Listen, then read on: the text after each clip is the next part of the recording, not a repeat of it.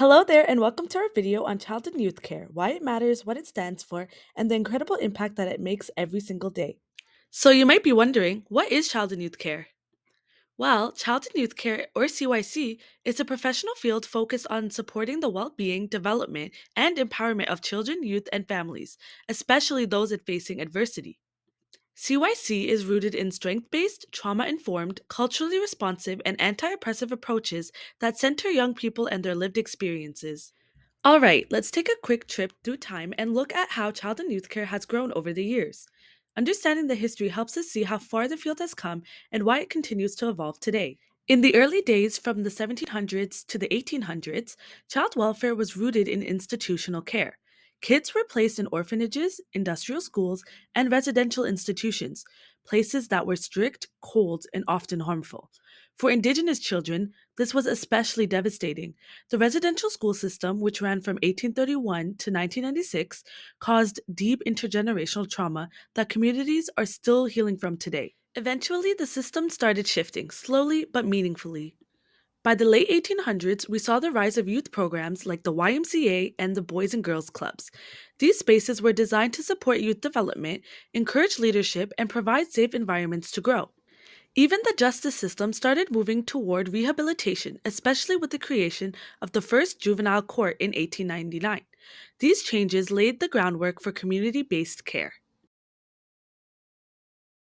In the mid 20th century, there was a big shift in how people understood youth development.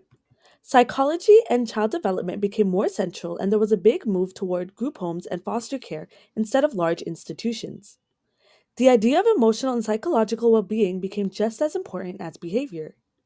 This was also when the first formal CYC training program started in Canada, recognizing that this work requires a unique set of skills. By the 70s, CYC was carving out its own space as a distinct field. Colleges and universities began offering full time programs in child and youth care. We saw the development of professional associations like the Council of Canadian Child and Youth Care Associations and the introduction of ethical standards. Trauma informed and strength based approaches became foundational to practice. Today, the field continues to evolve. Modern CYC prioritizes anti oppressive practice, youth voice, and Indigenous ways of knowing. The 2015 Truth and Reconciliation Commission reminded us of how important culturally safe care is. Now, CYC is not just about supporting individuals, it is also about challenging systems and building a more equitable future for young people. Now, let's talk about what makes child and youth care different and unique. Let's take a closer look at what makes child and youth care stand out.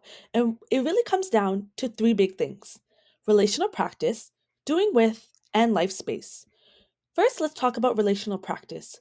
This is the heart of CYC. It means we build meaningful, trusting relationships with youth, not just during sessions, but in everyday moments in their lives. Relationships are the foundation for everything that we do. Next is doing with. Instead of doing things for youth or to them, we work with them. We collaborate, involve them in decision making, and respect their voices. It's about walking alongside, not leading. And finally, life space. This means we meet youth where they are actually in their lives, whether that is at school, home, in the community, or online. We do not wait for them to come to us, we go to them. That's how we build real connections and support meaningful change. Now let's break down the three core pillars that guide child and youth care practice: trauma informed care, youth centered approach, and an anti oppressive practice. Being trauma informed means that we understand how trauma affects the brain, behavior, and relationships. We create spaces that are safe, predictable, and emotionally supportive, where youth can regulate, connect, and heal without fear of judgment.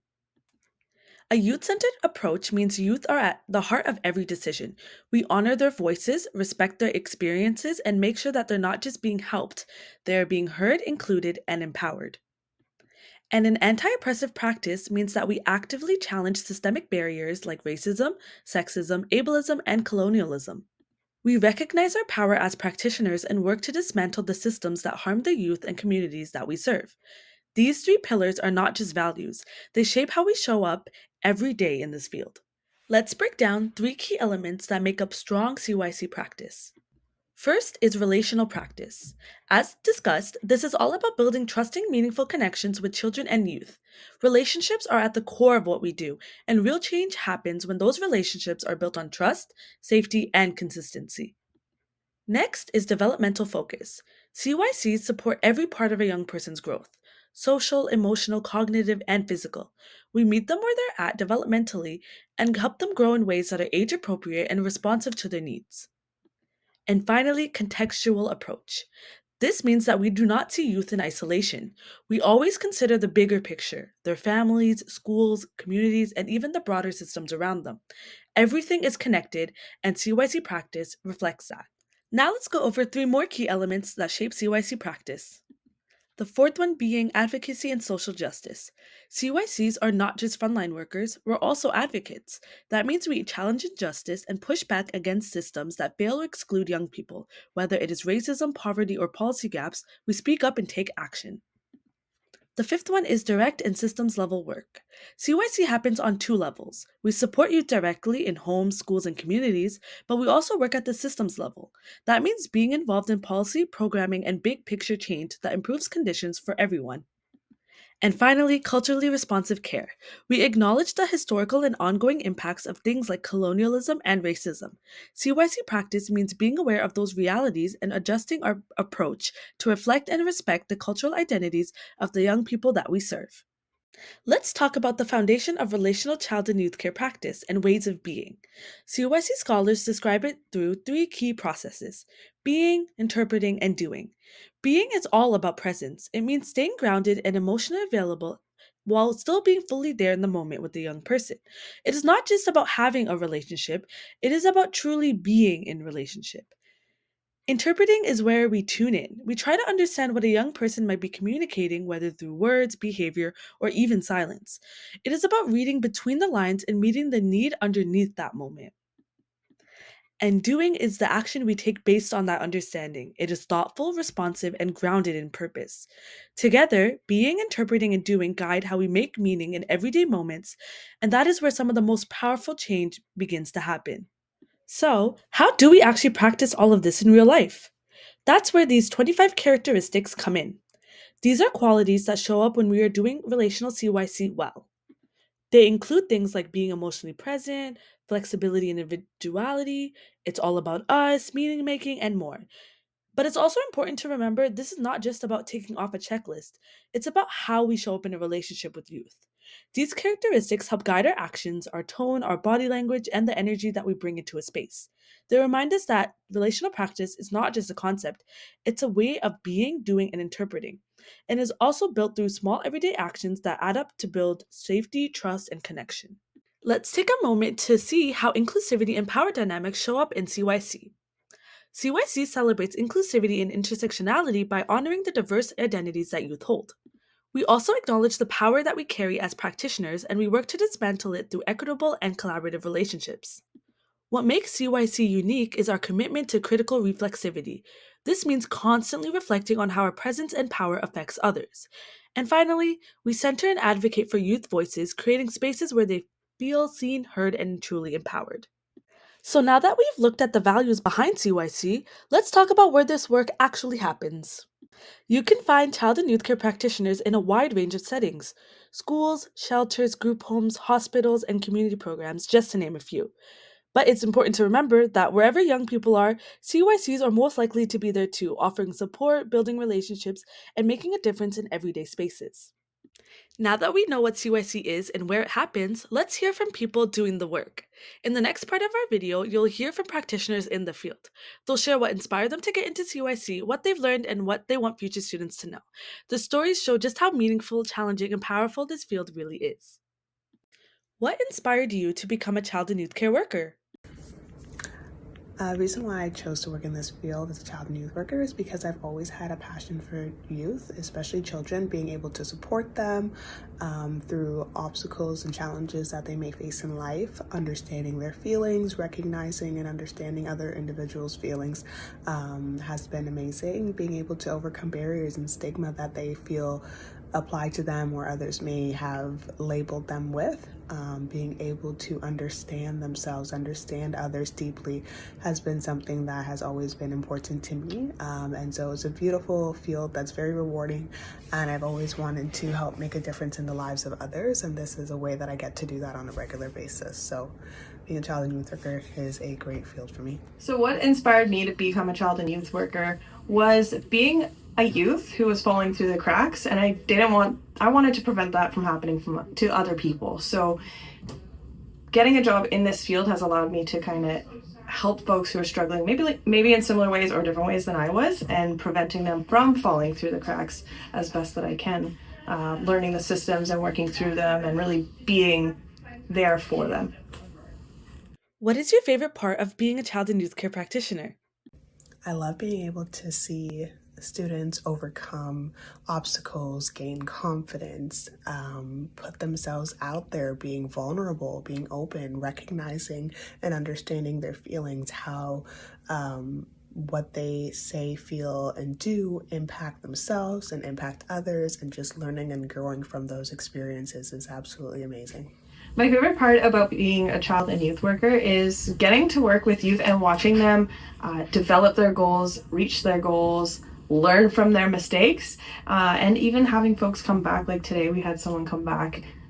It's probably been 2 or 3 years since I've seen them, and getting to kind of like catch up on their successes and where they are and how proud they are of what they've accomplished. And also hearing their feedback from the services that they've received is really, really rewarding. What advice would you give to someone considering a career in child and youth work? My advice to someone that is inspiring to be a child and youth worker would be to be gentle on yourself, be patient, be open-minded, be compassionate, empathetic, be willing to constantly learn and adjust. It's an absolutely rewarding career, but also very challenging at times. And so being able to make sure you put your mental health first, you take time for yourself, you do check-ins with yourself, with your peers, and reestablish any damaged or ruptured rapport that happen. Understand that is a common thing, and that is something you have to learn to continuously adapt to and change mindsets, models. What works today may not work tomorrow, so constantly being open to change is something very important. The advice I'd give to someone who was looking for a career in child and youth care would be to really invest in self-care, which I know is probably a really trivial answer, but I don't think people understand how important self-care is when you're putting so much of your time and energy in caring for others. You need to put that back into yourself. So self-care for me is more than just like a thing here and there. It has become part of my lifestyle so that I can make sure that I'm at my best for the people that I'm working with. Because if I'm not investing in myself, then I'm doing a disservice to the people I'm supporting. So invest in self-care.